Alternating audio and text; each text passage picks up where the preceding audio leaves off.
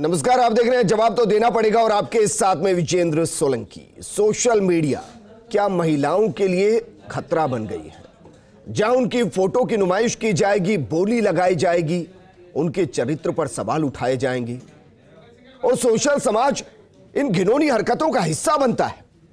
Bully by app पर जिस तरीके से प्रसिद्ध महिलाओं को टारगेट किया गया वो बेहद खतरनाक है। उन महिलाओं के फोटो पर बोली लगाई गई।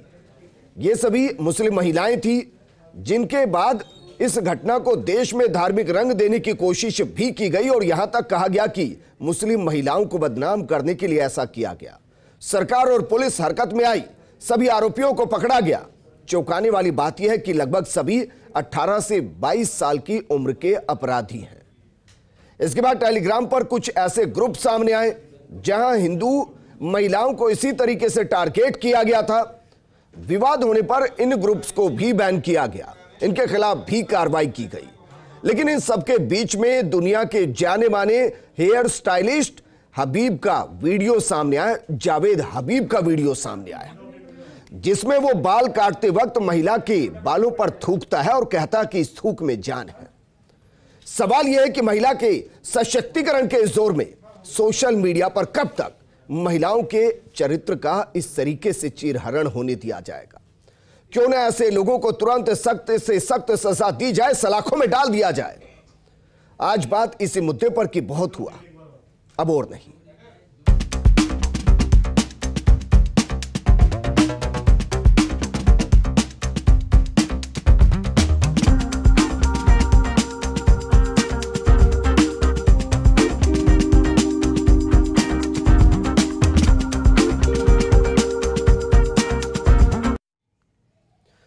ऐसा नहीं है कि बुली बाई पहली ऐप है जिसके जरिए महिलाओं की नीलामी सोशल मीडिया प्लेटफॉर्म के जरिए की गई है।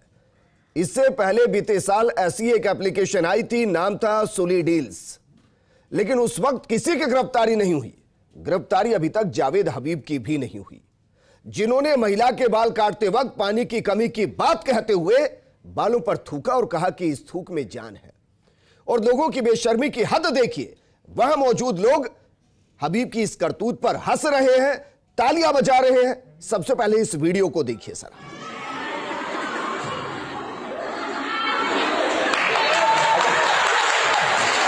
अबे इस थूक में जान है। देखा मेरे बाल गंदे हैं, और गंदे क्यों हैं? शैम्पू नहीं है। इसको ध्यान से रखो, ध्यान से सुनो। और अगर पानी की कमी है ना,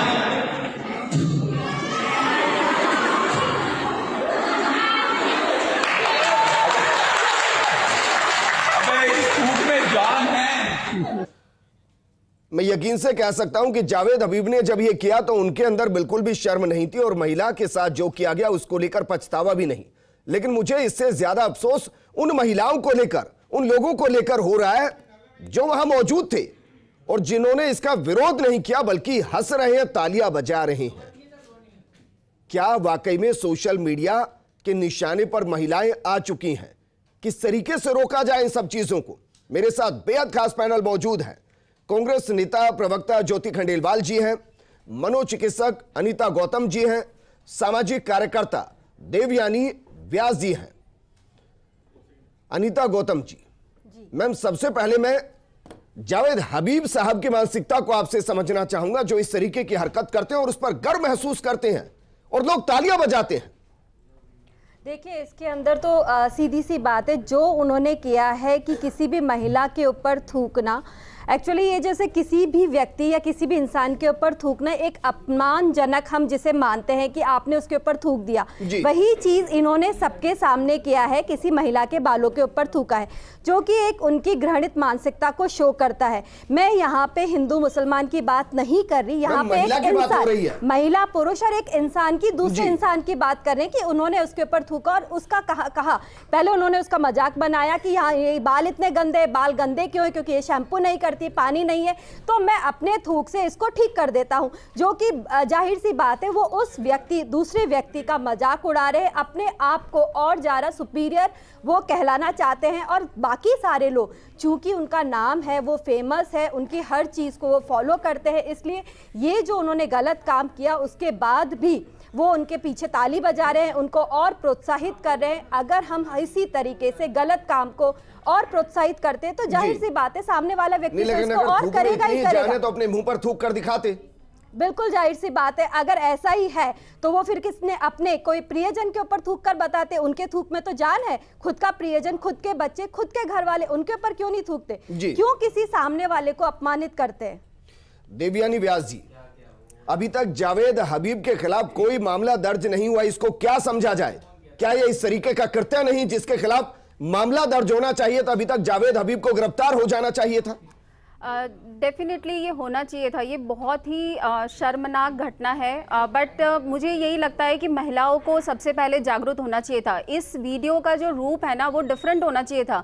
जब भी उन्होंने ये थूकने की कोशिश करी उसी वक्त उस महिला को उठ के 2 थप्पड़ झड़ने चाहिए थे उनके चेहरे पे, क्योंकि हमने देखा ऑडियंस में भी 90% महिलाएं हैं जो तालियां बजा रही है। तो अगर महिलाएं आज पहली बार निशाने पे नहीं है, ये पहला किस्सा नहीं है, राइट? हम सदियों से देख रहे, जब से मुगल आक्रांत आए तब से ही हम घूंघट प्रथा में निकल गए। तो मतलब हमें डरना या बचना या उन पे आवाज नहीं उठाना, उन सब चीजों से अब आगे बढ़ना पड़ेगा और हमें अपने खुद के लिए लड़ना पड़ेगा, क्योंकि ये नहीं तो कभी बंद नहीं होगा। डेफिनेटली कानून बनना चाहिए, गिरफ्तार होना चाहिए, वो सारी चीजें सही है और उस पे स्ट्रिक्ट एक्शन होने चाहिए। अदरवाइज जब तक अगर और मुस्लिम कंट्रीज की बात करें तो वहां तो तुम सीधा सर नीलाम करने की बात कर रहे हो और यहाँ पे आके वही चीज तुम महिलाओं के सिर पे जाके थूक रहे हो। बट उसके लिए अलग से जंग लड़ी जाएगी। बट मेरी सारी बहनों से यही अपील है कि डरना छोड़ना पड़ेगा हमें, और पहले हमें इन लोगों को जवाब देना सीखने पड़ेगा, नहीं तो ये कभी बंद नहीं होगा। ये खाली सोशल मीडिया नहीं, हर मीडिया पे, हर जगह पे महिलाएं खाली वस्तु की तरह यूज हो रही है। तो हमें अपने आप के लिए वो चीज पहले समझनी पड़ेगी कि हमें उसको जवाब देना सीखना पड़ेगा, हमें अपने आप को डिफेंस करना सीखना पड़ेगा।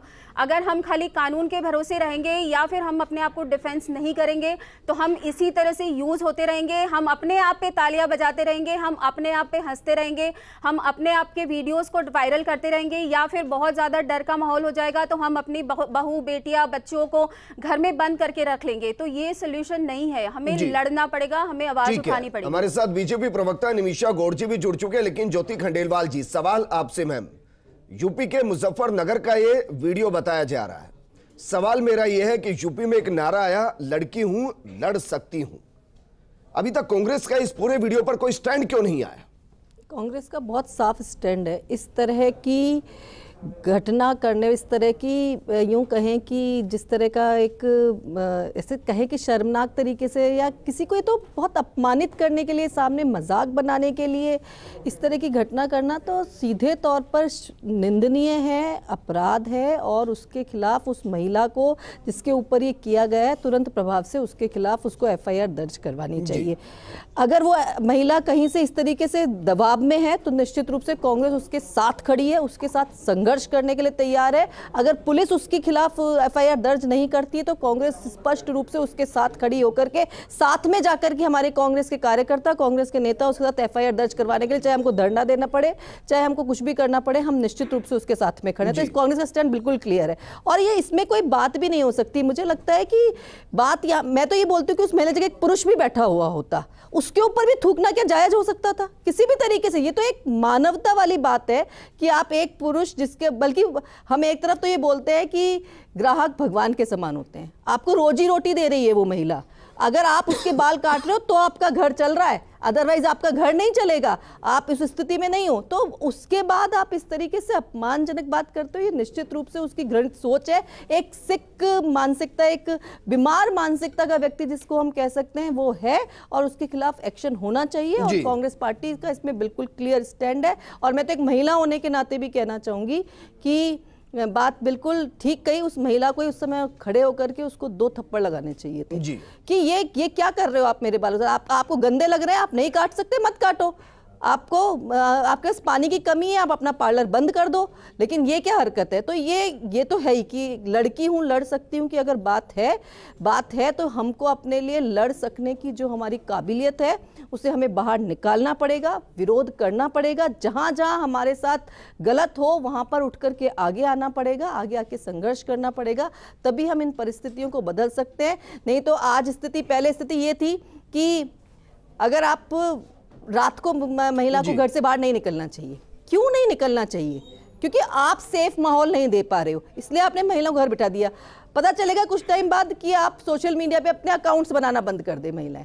ये समाज का तर्क होगा कि अगर आप सेफ रहना चाहते हो तो सोशल मीडिया पे अकाउंट्स बनाना बंद कर दो, क्योंकि आपका वहां पर किसी भी तरीके का मिसयूज हो सकता है, आपका गलत तरीके से आपकी फोटो को यूज कर सकता है, या किसी भी तरीके से आजकल इतने साइबर क्राइम हो रहे हैं, फेक आईडीज बना रहे हैं, उस पर अश्लील मैसेजेस भेजे जा रहे हैं, बहुत सारी चीजें हो रही है। तो इन सब चीजों को लेकर मेरा बहुत सीधा सवाल आपसे था कि कांग्रेस का नारा है लड़की हूं लड़ सकती हूं, अगर जावेद हबीब 24 घंटे के अंदर अगर सलाखों में नहीं पहुंच रहा है तो इस नारे का मतलब मैं क्या निकालूं यूपी के अंदर? नहीं, इस नारे का बहुत स्पष्ट, बहुत मैंने आपको पहले भी किया, क्लियर है। वो महिला एफआईआर दर्ज करवाने के लिए आगे आए, हम उसके साथ खड़े हैं। महिला का इंतजार करना पड़ेगा कांग्रेस को? नहीं करना पड़ेगा, बिल्कुल नहीं करना पड़ेगा, लेकिन मैं ये चाहती हूँ, मैं व्यक्तिगत रूप से भी चाहती हूँ कि उस महिला को आगे आना चाहिए, लड़ाई लड़नी चाहिए, आपको अपनी लड़ाई लड़ने के लिए आगे आना चाहिए। मैं तो चाहती हूँ, मैं तो अगर कांग्रेस भी, अगर मैं व्यक्तिगत रूप से अगर कहूँ तो अगर मेरा पहला प्रयास ये होगा कि वो महिला खुद अपनी एफआईआर दर्ज करवाने के लिए आगे निमिषा गौड़ जी, वही बातें बड़ी बातें की जाती है मैम, लेकिन जिस तरीके से सोशल मीडिया पर चल रहा है, चाहे वो बुली ऐप के जरिए चल रहा हो, टेलीग्राम के जरिए चल रहा हो, या फिर ये जावेद हबीब का वीडियो सामने आया हो, यूपी के अंदर तो बड़े कठोर कानून की बात की जाती है, फिर अभी तक कोई एक्शन क्यों नहीं? विजेंद्र जी देखिए, जो जिस तरह सोशल मीडिया प्लेटफॉर्म की बात की जाए तो ये नया भारत है। 2021 फरवरी में एक नया कानून आ चुका है जिसमें सोशल मीडिया पर इस तरह के किसी भी कंटेंट को डालना, फॉरवर्ड करना अपने आप में उसको कटघरे में दंडित किया जाएगा, और इसके लिए कंपनीज को भी पाबंद किया गया है। विषय जो अभी चल रहा है हमारे बीच में कि वो थूक वाला जो वीडियो है उसको देखते ही मतलब छी निकलता है मुंह से कि ऐसी हिमाकत, ये नया भारत है, यहाँ पर हिंदुस्तान नहीं सहेगा नारी का अपमान, चाहे आप किसी भी तरह की इस स्थिति में हो।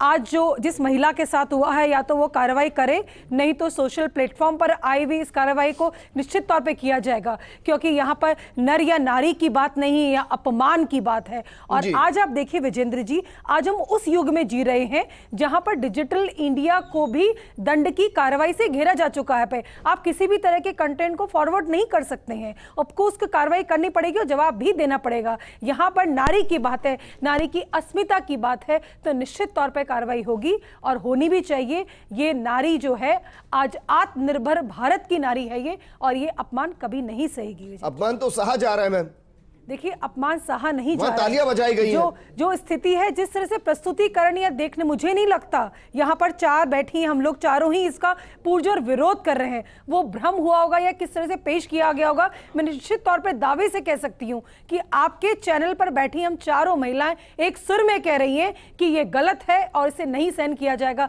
तो विजेंद्र जी, ये अपमान कहीं भी सहन योग्य नहीं है, चाहे वो किसी ने भी किया हो। देवयानी जी की बात मुझे वाकई में अच्छी लगी कि वहीं से उठकर 2 थप्पड़ लगाने चाहिए थे और बाकियों को भी लगाने चाहिए थे जो वहां पर मौजूद हैं। देखिए साइबर एक्सपर्ट हमारे साथ जुड़ गए मुकेश जी। मुकेश जी, सवाल यह है कि यह वीडियो अभी तक सर्कुलेट हो रहा है सर, और मैं काफी ज्यादा इसको लेकर घबराया हुआ हूं, क्योंकि एक वीडियो जो आपत्तिजनक है उसको हटाया ही नहीं गया, उसको लेकर कार्रवाई नहीं की गई, और ऐसी हजारों एप्लीकेशंस हैं, हजारों ऐसे टेलीग्राम पर ग्रुप हैं जिनमें सब कुछ चल रहा है। और अब तो फेसबुक, इंस्टाग्राम, आपके पास ऐसे ऐसे पॉपअप्स आते हैं जो जानबूझकर आपको क्लिक करने के लिए उधर भेज देते हैं युवाओं को। कानून आने के बाद कुछ बदला है क्या सर?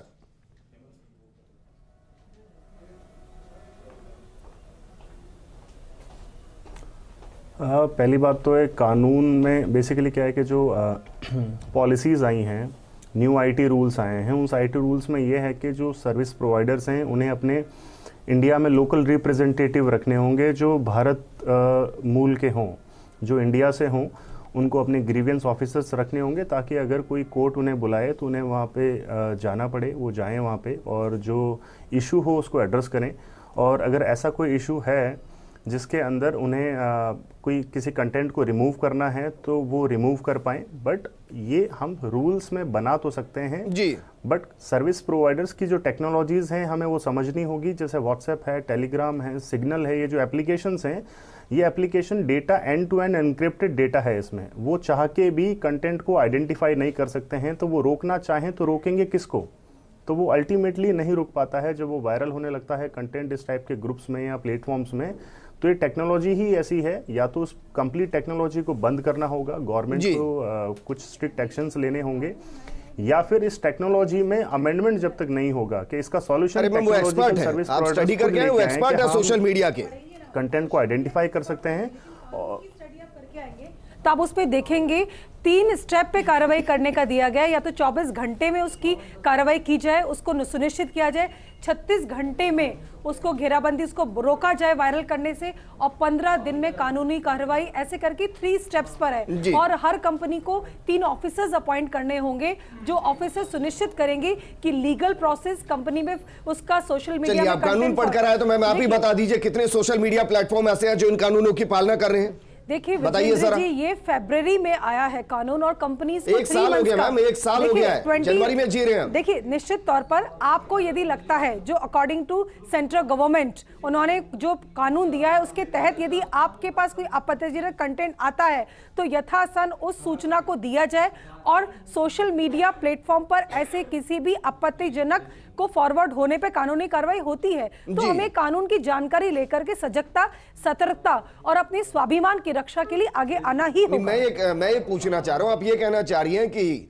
जावेद हबीब ने जो किया उसको पहले 24 घंटे पूरे सोशल मीडिया पर जमकर सर्कुलेट होने दिया जाए। देखिए यहाँ पर 2 विषय चल रहे हैं, सोशल मीडिया कंटेंट और जावेद हबीब की जो भी उन्होंने किया है बहुत गलत किया है, उन्होंने अपमान किया है, वो अपमान बर्दाश्त योग्य नहीं है। यहाँ सोशल मीडिया की कार्रवाई की बात हो रही है, वो तो सब कह रहे हैं कि अपमान है। तौर पर सजा होनी चाहिए जिन्होंने किया है सोशल मीडिया प्लेटफॉर्म पर। आप देखिएगा समय अवधि में उनको निश्चित तौर पर सजा मिलेगी, उनको माफी मांगने। ठीक है, हमारे साथ सामाजिक कार्यकर्ता मेमुना नरगिस जी भी जुड़ चुकी हैं। मेमुना जी, क्या आपने वीडियो देखा? पहली बात तो है आप थोड़ा रेक्टिफाई करें ये जिसकी आप क्या कहना चाहेंगे इस वीडियो के बाद? सर ये वीडियो बहुत शर्मनाक है, और जहां तक कानून की बात है तो कानून तो बहुत आ चुके हैं और पहले भी आए हैं। सवाल ये है कि उस कानून पे काम कितना हो रहा है जी, क्योंकि हम क्यों आखिर 24 घंटे का वेट करते हैं? जब पहली बार अगर वो वीडियो वायरल हो चुकी है और लोगों तक पहुंच चुकी है तो फौरन एक्शन क्यों नहीं लिया जाता? सबसे पहला सवाल तो मेरा ये है जी। और दूसरी बात ये है कि अगर मैं बात करूं जावेद हबीब की, तो जावेद हबीब शायद अपने आप को बहुत आइकन समझते होंगे, लेकिन जो उन्होंने हरकत की है, उन्होंने अब तक की अपनी पूरी छवि के ऊपर अपने निशान उठाया है, सवाल उठाया।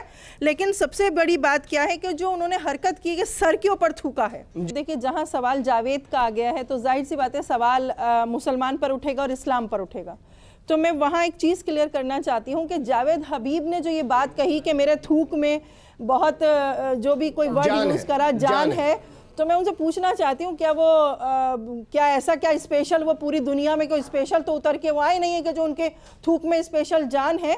जबकि इस्लाम में सर का इतना बड़ा महत्व है कि सर के ऊपर अगर किसी का पैर लग जाता है तो फौरन चूमा जाता है कि सर पे पैर नहीं लगना चाहिए, और उन्होंने तो खुल्लम खुल्ला सर के ऊपर थूका है।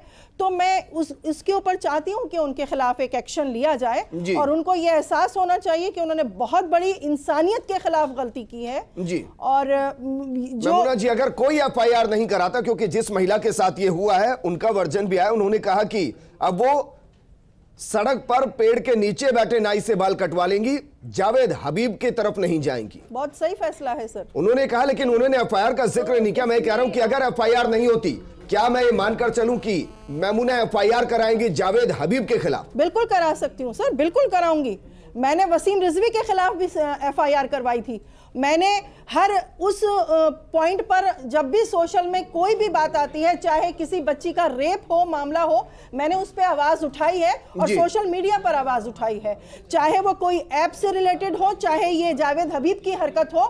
मैं तो एक सवाल यहाँ पर आम जनता से करना चाहती हूँ कि ये जो हमारा भारत देश है, ये मैं कहती हूँ सारी दुनिया में सबसे ऐसा खूबसूरत देश है कि जिसकी संस्कृति इतनी खूबसूरत है कि जहाँ सबसे ज़्यादा इज्जत औरत को दी जाती है।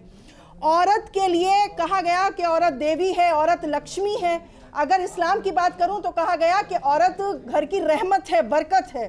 तो मैं उन्हीं लोगों से सवाल करना चाहती हूँ, उन मानसिक रोगियों से। मुझे जावेद हबीब जैसे लोग हों या जो ऐप चलाकर औरत को बदनाम कर रहे हैं, वो मुझे नॉर्मल इंसान नहीं लग रहे, वो तो मानसिक रोगी मैं उनको कहूँगी। क्यों? क्योंकि आप जो हरकतें कर रहे हैं, आप मुझे एक चीज बताइए, जिस देश में इतना इतिहास पड़ा है संस्कृति का कि जिसमें औरत को इतना सम्मान, इतनी मोहब्बत, इतना दर्जा के मर्द से ज्यादा दर्जा दिया गया हो, तो फिर हम ये सोचे कि ऐसी बातें देखकर लगता है कि बाहर के जो जितने भी मुल्क हैं वहां ना तो औरत को पूजा जाता है, ना औरत को रहमत कहा गया, ना औरत को बरकत कहा गया, मगर फिर भी औरत का इतना बुरा हाल नहीं है जितना इस वक्त अब देश में हमारे हो रहा है कि ना तो सुरक्षा है, ना देश में औरत की कोई इज्जत है। तो मैं उन लोगों की मानसिक स्थिति को, ताज्जुब है मुझे कि उनकी मानसिक स्थिति कैसी हो गई है कि वो ये भूल जाते हैं कि उनको जन्म देने वाली भी औरत है, उनके हाथ पे राखी बांधने वाली। लेकिन इस केस में मुझे उन पर भी शर्म आ रही है जो वहां मौजूद थे, जो तालियां बजा रहे थे, और वो महिलाएं हैं। वो लोग तो सबसे ज्यादा शर्मनाक है कि उन्होंने ये हरकत होते हुए देखी और शोर नहीं मचाया। वो तालियां बजा रहे हैं, वो शोर नहीं मचाया उन्होंने उठाकर चप्पल मारनी चाहिए थी मुंह पर। उस औरत की इज्जत के लिए उसी वक्त जावेद हबीब के मुंह पर थप्पड़ मारना चाहिए था, अगर वो वाकई उसको गलत समझते। मगर ताज्जुब की बात यह है सर, और अफसोस की बात यह है कि हम ही उसको सोशल मीडिया पर डालते हैं, क्योंकि जिसने वो वीडियो बनाई होगी वहीं का ही तो बैठा हुआ होगा ना, वो उसे इतना टाइम तो था कि वो सोशल मीडिया पर डालने के लिए वीडियो तो बना रहा है, लेकिन वो उस पर सवाल नहीं उठा रहा। सवाल उठा लेता। वापस मैं आपके पास आऊंगा। मुकेश जी, जिस तरीके से घटनाएं बहुत तेजी से बढ़ रही हैं सर, एक और सवाल मेरे जहन में, क्योंकि चाहे वो बुली ऐप हो या टेलीग्राम के जरिए जिनको टारगेट किया गया, जिनकी बोली लगाने की बात की गई, वो सब रिनाउंड फेस हैं, वो सब ऐसे फेस जिनको सब जानते हैं सर, तब ये मामले पकड़े गए हैं। कितने हजार लोग ऐसे हैं जिनको बहुत ज्यादा लोग नहीं जानते, उनके फोटो का किस तरीके से इस्तेमाल हो रहा होगा, उसको कैसे रोका जाएगा?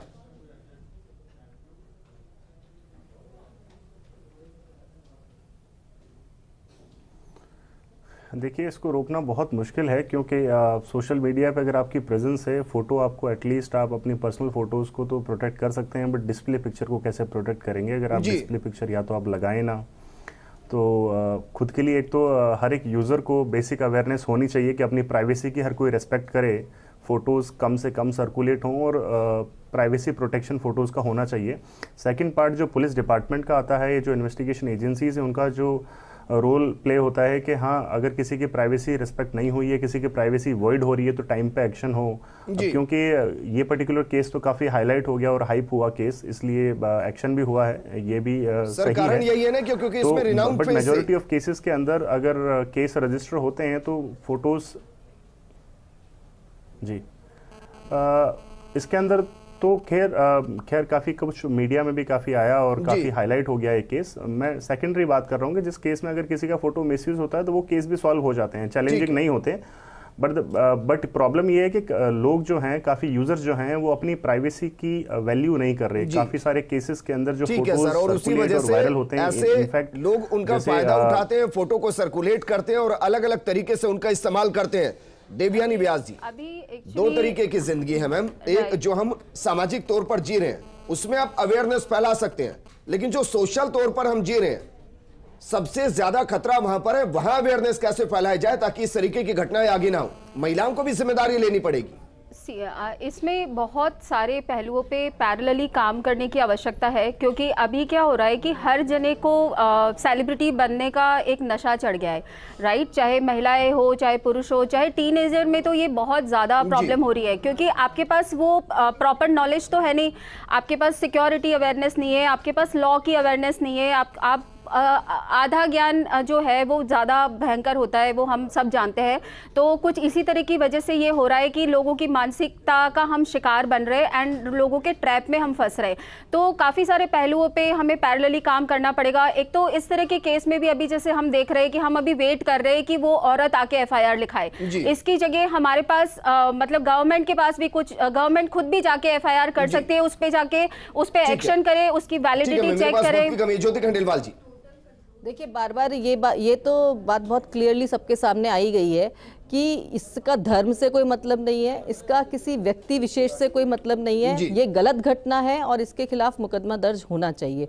और जैसा अभी मेमना जी ने भी कहा कि मुकदमा दर्ज करवाऊंगी, मैं भी कह रही हूँ कि मैं भी जावेद हबीब के खिलाफ मेरी ओर से भी मुकदमा कल ही दर्ज होगा। ऐसे व्यक्तियों के खिलाफ एक्शन होना चाहिए, इसमें क्या बात है, बिल्कुल होना चाहिए और हम सबको मिलकर के लड़ना चाहिए, इसमें कोई बात ही नहीं है। लेकिन लड़कियों के लिए भी लड़ना चाहिए। मैं तो आपसे ज्योति जी एकदम क्लियर कहूंगी कि पता नहीं मुझे, शायद निमिषा जी को यहाँ भी राजनीति सूझ रही होगी, राजनीति करने के लिए वो आप एनसीआरबी के आगे आके बड़ों जो आंकड़े जो है वो बता रहे हैं तो उसके साथ भी खड़ी हूँ, और यूपी में अगर हो रहा है तो आप लेकर आइए सामने। बिल्कुल राजस्थान की लेकर लड़की है, लड़ सकती है तो राजस्थान में भी लड़िए। आज लड़कियों के साथ निमिषा गौड़ जी, मुझे सिर्फ इतना बता दीजिए, यूपी में मामला दर्ज होगा या नहीं होगा, मुझे सिर्फ इतना बता दीजिए। राजस्थान छोड़ दीजिए, क्यों राजस्थान यूपी में मामला दर्ज होगा या नहीं होगा। लगता निमिषा जी बोलती कि मैं भी मुकदमा दर्ज करवाऊंगी, बहुत अच्छा लग रहा है। यहाँ भी राजनीति करने से निमिषा बात गौड़ जी, क्या यूपी में मामला दर्ज होगा और नहीं हुआ, क्या निमिषा गौड़ मामला दर्ज कराएंगी? निश्चित तौर पे दर्ज कराएंगे विजेंद्र जी। देखिए जो हालत हो चुकी है, लड़की हूँ लड़ सकती हूँ, तो वो लड़ने वाली प्रियंका वाड्रा जी कहाँ है? वो तक नहीं पहुंची है, वहां तक नहीं पहुंची। हम तो जाएंगे, एक पहल आगे की जाएगी। निमिषा गौड़ जी क्या मामला दर्ज कराएंगे, मैं आपसे पूछ रहा हूँ। हम दर्ज कराएंगे और आप देख लीजिए कि जो समयावधि में वो व्यक्ति कटघरे में आएगा और उसको प्रावधान के अनुसार दंड भी मिलना चाहिए। कोई रोल नहीं होगा, रोल किसी का नहीं है, कोई रोल नहीं होगा। मेरा तो निवेदन है, यदि आप उत्तर प्रदेश की लड़कियों कह सकती लड़ सकती है, तो राजस्थान की लड़कियों की भी चिंता कीजिए, चिंतन कीजिए। ये एनसीआरबी की जो आंकड़े भयावह है ना, वो भी अपमान है राजस्थान का, उस राजस्थान का अपमान है जिसकी वीरता और सेवा की गूंज होती थी। संघर्ष किया है निमिषा जी, आपने संघर्ष तो आज भी हर महिला कर रही है, हम आज भी काम कर रहे हैं और आज भी अपनी सरकार में जाके कह सकते हैं। देखिए कह सकते हैं तो लाइए ना ज्योति जी, महिला आयोग की चेयरमैन के लिए अभी बैठ के बात करना आता है आपको? महिला आयोग की चेयरमैन एक महिला के लिए आप संघर्ष करने के लिए सड़क पर आए हो तो बताइए कि मैं एक महिला के लिए यहाँ पर मैंने संघर्ष किया, उसको न्याय नहीं मिला। आप संघर्ष करने के लिए आगे आते नहीं है, खुद अपने पक्ष की भूमिका कहने से काम नहीं चलेगा आपका। और फिर हम तो आप हमें इतना बताइए, राजस्थान की महिलाओं की चिंता करने के लिए आपने क्या किया? क्या आंकड़े कम हुए? यहाँ पर महिला आयोग चेयरमैन क्यों है? मेरे लिए दोनों तस्वीरों में बहुत ज्यादा अंतर नहीं है। उन तस्वीरों में भी जहां महिलाएं ताली बजा रही हैं और यहां भी जब दो धड़ों में बटी हुई हैं, मुझे लगा था कि आज सब एकजुट होकर कहेंगे कि यहां से 5 FIR दर्ज होंगी क्योंकि 5 महिलाएं बैठी हुई हैं। यहां भी राजस्थान, यूपी, सरकारें, पार्टियां, आप सोचिए कि यह एक बड़ी वजह है। वहां तालियां बजाई जा रही थी और यहां एक दूसरे पर आरोप लगाए जा रहे हैं। अनीता गौतम जी, मैम कोई चिंता नहीं है, चिंता होगी तो आप सीधे कहते हैं कि उसके खिलाफ FIR दर्ज होगी, क्योंकि सरकार नहीं सहेगी। 5 में से 2 तो यहाँ पे तैयार है FIR दर्ज करवाने के लिए। अनीता गौतम जी, मैम ये ही मनोदशा है, ये मनोदशा वहां भी होनी चाहिए थी कि सीधा उठते थप्पड़ लगा दिए जाते, बाकी सब भी पीटते, तब हम ये बात कर रहे होते कि जावेद हबीब का हाल क्या हुआ है। देखिए जैसा किया तुरंत उसका जवाब उसको मिला। जावेद हबीब जी काफ़ी फेमस पर्सनैलिटी है, जो लोग वहाँ उनका कार्यक्रम देखने गए वो जाहिर सी बात है उनको एज अ आइकन समझते थे, तभी उनके उस शो में देखने गए हैं। तो वो उनको जो वो काम करते हैं वैसे ही अपने अंदर अपनी पर्सनैलिटी को, उस चीज़ों को वो उतारने की कोशिश करते हैं। उनके लिए जावेद हबीबी जो भी काम कर रहे हैं वो बिल्कुल सही है, उनके हिसाब से जो वहाँ बैठे वो कोई गलत काम नहीं करते। वही सोच हमें बदलनी है लोगों की। अगर हम ऐसे लोगों को प्रोत्साहित करने का मतलब उनको बढ़ाना या इस तरीके से करना नहीं है, पर अगर आपके सामने कोई गलत काम हो रहा है उसको भी आप रोक नहीं रहे हो, उसके आगे आप ताली बजा रहे हो, हंस रहे हो और काफी देर, मतलब इसका मतलब है कि ये शो पूरा कंटिन्यू हुआ है, उसके बालों की हेयर स्टाइल बनी है, तब तक किसी ने किसी के मन में ये नहीं आया ख्याल कि सामने बैठी महिला का अपमान हुआ, सामने बैठे व्यक्ति का अपमान हुआ, किसी के मन के अंदर नहीं आया। तो देखिए सबकी मानसिकता है कि सबने एकदम से हबीब जी को एक आइकन, एक बहुत बड़ा सुपीरियर इंसान समझ लिया है कि वो जो कर रहा है वो सब सही है, उसके हिसाब से हबीब ने कुछ भी गलत नहीं किया है। वही मानसिकता हमें बदलनी है। इस शो के जरिए भी हम ये कह रहे हैं कि हमें अपराध को रोकने के लिए खुद खड़ा होना पड़ेगा, कोई और नहीं आता है सामने आपकी हक की लड़ाई लड़ने के लिए। और मुझे अच्छा लगता है कि इस वक्त मैं प्रोग्राम कर रहा होता कि हबीब ने ऐसा किया और वो इस वक्त सलाखों के पीछे है, लेकिन अफसोस ऐसा हुआ नहीं। हमारे और सही और गलत का अंतर सिर्फ हर राज्य के अंदर, राम रहीम और आसाराम को पूछा भी गया है, हर राज्य के अंदर पूछा गया, लेकिन आज दोनों सलाखों के अंदर है। अगर गलत किया जाएगा तो वो कितना ही बड़ा इंसान क्यों ना हो, मेरे ख्याल उसको से सलाखों के पीछे होना चाहिए। बाकायदा साइट्स क्रिएट की जा रही हैं, ग्रुप्स क्रिएट किए जा रहे हैं और उनके जरिए अपमान की एक ऐसी चेन को शुरू किया गया है जिसमें ना चाहते हुए ना जानो कितने हजार महिलाएं शिकार हो रही हैं। कुछ को आप कहिए कि रिनाउंड फेस है, इसलिए कुछ साइट्स पर नजरें सब की गई, लेकिन अभी भी ना जाने कितनी साइट ऐसी होंगी जहां ये सब कुछ खुला चल रहा होगा, लेकिन उन तक किसी नजर नहीं पहुंच रही, क्योंकि हो सकता है उनमें उन तरीके की महिलाएं हो जो शायद राष्ट्रीय स्तर पर, प्रादेशिक स्तर पर सीधी पहचान नहीं रखती हैं। बेहद खास पैनल हमारे साथ मौजूद है। बीजेपी प्रवक्ता निमिषा गौड़ जी हैं, कांग्रेस नेता ज्योति खंडेलवाल जी हैं, सामाजिक कार्यकर्ता मैमुना जी हैं, मनोचिकित्सक अनीता गौतम जी और सामाजिक कार्यकर्ता देवयानी व्यास जी हैं। मैमुना जी, मैंने प्रोग्राम की शुरुआत में जब इंट्रो दिया तो यह हिंदू और मुसलमान का मामला नहीं, मैं बिल्कुल धर्म का मामला नहीं, सोच और उससे साथ साथ ये महिला की अस्मिता जिसको हम शक्ति कहते हैं, उसको किस तरीके से सोशल मीडिया पर इस्तेमाल किया जा रहा है पैसा कमाने के लिए, उनको टारगेट करते हुए। आपको क्या लग रहा है मैम, किस तरीके से इसको कंट्रोल किया जा सकता है? क्योंकि जिस तरीके के कानून है, अगर उनसे कंट्रोल होना होता तो बहुत पहले हो चुका होता। अगर समझदारी और लोगों के अपने स्वयं विवेक के हिसाब से होना होता तो बहुत पहले ये चीजें हो चुकी होती। बिल्कुल सर। तो किस तरीके से कंट्रोल किया जाए? सर देखिए, एक तो ये है कि हमारे यहाँ एक तो ये जो जमानत बहुत जल्दी आसानी से मिल जाती है ना, तो इसलिए मुजरिम को ये लगता है कि हम कोई भी बड़े से बड़ा जुर्म करेंगे जमानत पर छूट जाएंगे। तो सरकार को सबसे पहले तो जो संगीन जुर्म हैं, जो ख़ास तौर पे जैसे बलात्कार है या इस तरह के हैरेसमेंट हैं, और ये ऐप जो चल रही हैं सोशल मीडिया पे, या औरतों को उनके फ़ोटो निकाल कर सोशल मीडिया पर गलत तरीके से उनको शेयर करना, अपडेट करना, इनके लिए जब तक सख्त से सख्त कानून और ऐसा कानून कि जिसमें ज़मानत नहीं होनी चाहिए, तब तक सर ये कंट्रोल नहीं हो सकता है। और दूसरी बात ये मैं कहना चाहूँगी कि सर ये बहुत शर्म की बात है हर उस इंसान के लिए कि जो मैं यहाँ जो बैठी हूँ सर, मैं किसी धर्म को प्रमोट करने के लिए नहीं आई हूँ।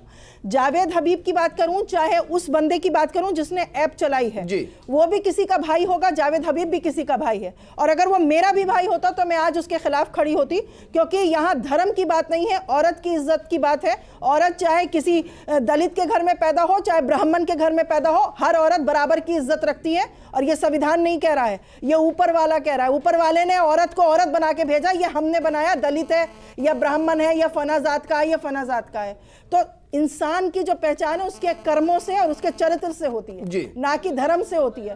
तो अगर आज इन लोगों ने औरत को बदनाम करने की जो साजिश की है और जो औरत को जलील किया है जावेद हबीब जैसे लोग ने, तो मैं उनको ये बात पूछना चाहती हूँ कि क्या औरत ने सबसे बड़ी गलती ये कर दी कि तुम जैसे मर्दों को अपने 9 महीने कोख में रखकर पैदा कर दिया?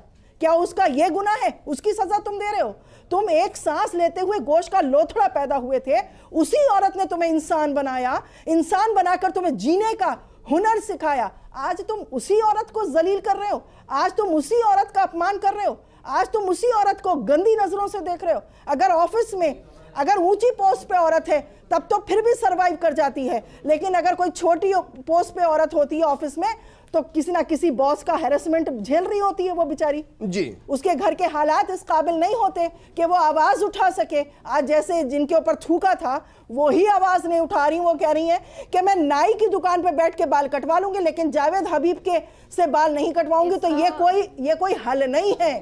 आप उसको बढ़ावा दे रहे हैं, उसको और घमंड दे रहे हैं, ये कह के कि देखो मैं कितना बड़ा हूं कि लोग मुझे मेरे थूक को भी एक्सेप्ट कर रहे हैं। इसका कारण शायद मुझे ये लग रहा है कि अभी लोगों को उन पे भरोसा नहीं है ना। अभी मैं काफ़ी दिनों से न्यूज़पेपर में पिछले कुछ महीनों में मैंने ऐसी बहुत सारी घटनाएं देख ली कि पुलिस स्टेशन में जब महिलाएं किसी रेप की शिकायत करने जा रही है या कोई शिकायत करने जा रही है, वहाँ पे पुलिस वाले उनके साथ बदतमीजी कर रहे, गलत हरकतें कर रहे। तो वो महिला अगर ये नहीं कर रही, इसका मतलब सबसे बड़ा तमाचा है कानून पे, सरकार पे, या जो भी लोग हैं उनके ऊपर ये बहुत बड़ा तमाचा है। सोच ये हो गई है कि अभी बहुत बड़ा हो गया, उसके खिलाफ आप जाएंगे कुछ नहीं होगा। बड़ा या छोटा ना, बड़ा नहीं है ना। अगर आप अभी देखोगे पिछले कुछ दिनों में राजस्थान में भी आपने बहुत सारे केसेस देख लिए जहां पे पुलिस स्टेशन में जहां महिला शिकायत दर्ज कराने गई, उनके रेप के किस्से सामने आ रहे हैं, उनके साथ कुछ गलत हरकतें पुलिस वाले कर रहे।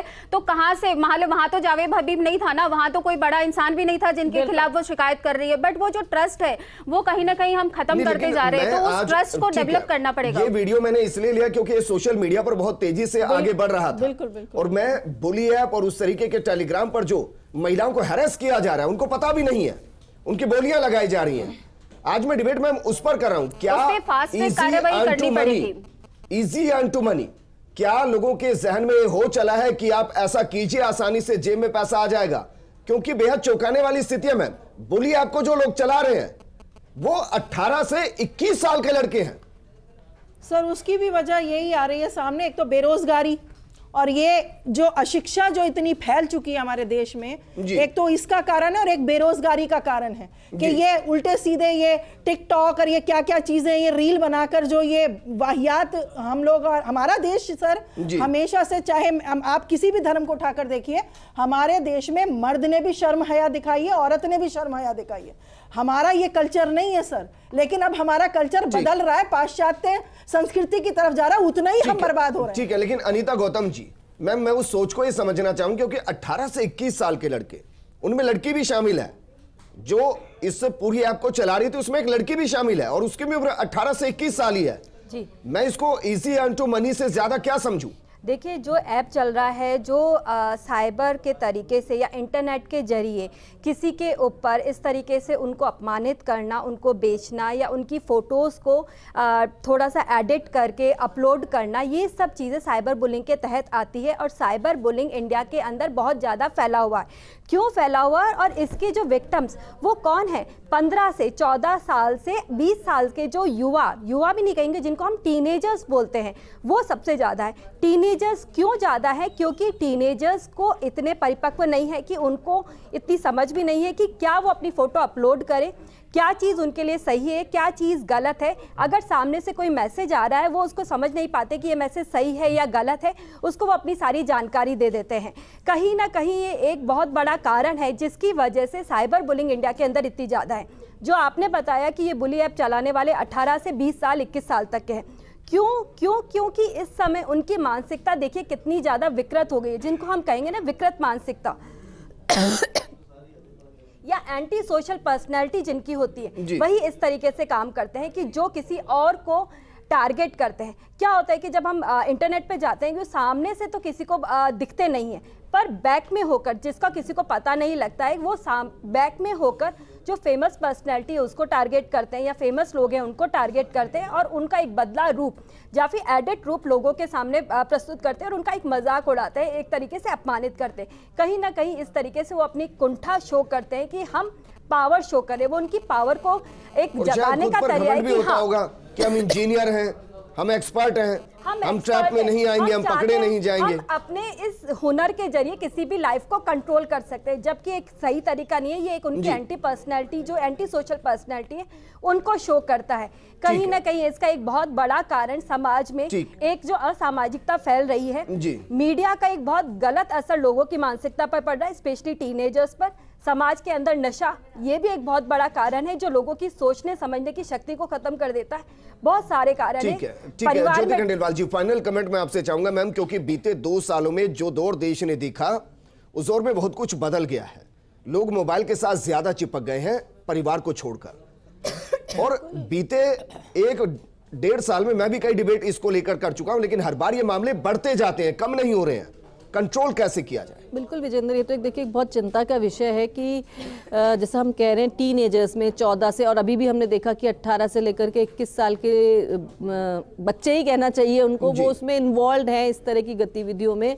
तो ये मेरे को लगता है कि एक समाज के लिए भी एक बहुत बड़ी सोचने वाली बात है कि हम उन पर कितनी नज़र रख पा रहे हैं, क्या हम उनको परोस रहे हैं, क्या हम उनके तक संस्कार पहुंचा रहे हैं, क्या चीज़ें हम उनको ऐसी दे रहे हैं, और उन चीज़ों का कितना बड़ा नुकसान जो है वो पूरे समाज को झेलना पड़ रहा है।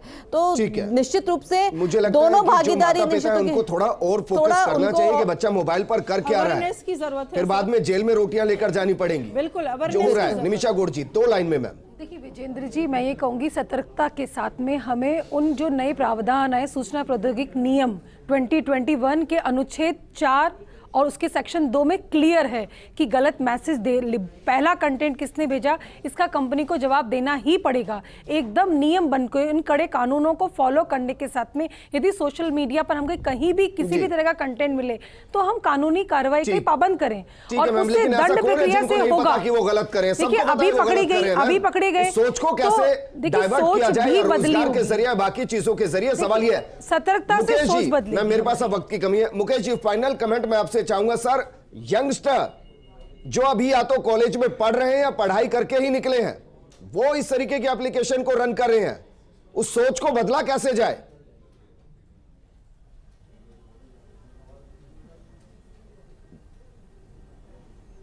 सर जो सोच है वो तो इंटरनेट पे सब फ्रीडम, सबको जो फ्रीडम है इंटरनेट को यूज़ करने की और इंटरनेट पे क्या चल रहा है वो ही उसकी सोच को बदलता है कि इंटरनेट पे वो क्या किस टाइप के वीडियोस देखते हैं। तो हमारे यहाँ पे कंटेंट फिल्टरिंग जो है वो गवर्नमेंट को करना चाहिए कि किस टाइप का कंटेंट इंटरनेट पे सर्कुलेट हो, और इसकी बॉडी होनी चाहिए जो इंटरनेट के कंटेंट को मॉनिटर करे और उसको फिल्टर्ड कंटेंट जो है वो यूजर्स को शो करे।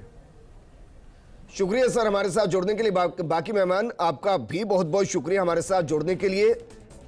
जावेद हबीब के खिलाफ कार्रवाई होनी चाहिए और इस तरीके के एप्लीकेशन को किसी भी तरीके से रोकना चाहिए, और इसमें आपकी बड़ी जिम्मेदारी है। अगर आपके सोशल मीडिया प्लेटफॉर्म पर इस तरीके का कोई पॉपअप आता है या बाय डिफॉल्ट आप इस तरीके की किसी एप्लीकेशन में एंटर करते हैं तो तुरंत आसपास के पुलिस थाने को बताइए कि इस तरीके की एप्लीकेशन रन हो रही है, क्योंकि कुछ नहीं पता, हो सकता है अगली एप्लीकेशन में आपके किसी परिचित का फोटो हो। नमस्कार।